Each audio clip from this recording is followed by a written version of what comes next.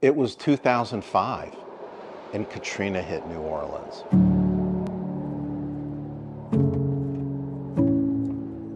And I saw a city that I called home for 20 years while I worked in the hotel restaurant industry become chaos.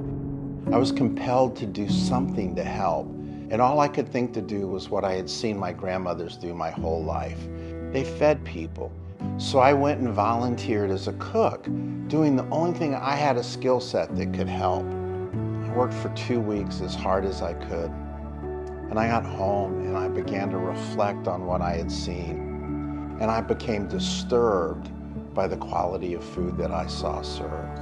It wasn't professionally done. There was no passion in it. It wasn't prepared in a way that met standards of sanitation. I thought there was a better way to feed people that had just lost everything.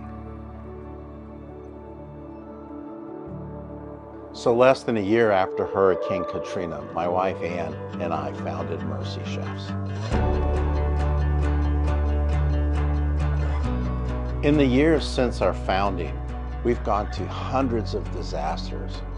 We've fed millions and millions of people. Mercy Chefs has grown from a simple idea to a major global nonprofit. We feed people all around the country, all around the world, and in our backyard. It's amazing how all this works. We have mobile kitchens based around the country. We have community kitchens. We have thousands of volunteers, and we have some of the best chefs in the country that have dedicated their heart, their time, and their hands to come alongside as we go feed people. So Mercy Chefs always will be a disaster relief organization. We respond nationally and globally to earthquakes, fires, floods, tornadoes, hurricanes, social situations of unrest or man-made disaster.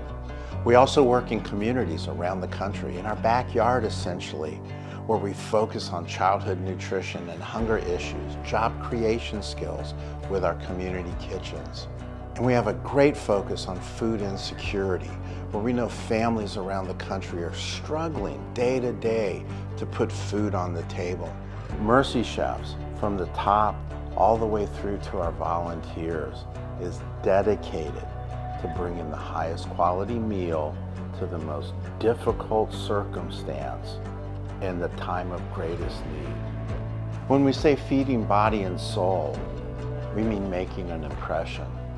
People open those little to-go containers expecting to see a cold sandwich or a bag of chips, and what they find is a beautiful, complete chef-prepared meal. And it's startling. Folks will open that box and begin to cry. Folks will be driving away in their car, open the box, stop the car, jump out and run back and hug us. In the box is love, and in the box is hope, and in the box is a way forward. It's all the love we can muster, and we put it in a to-go container.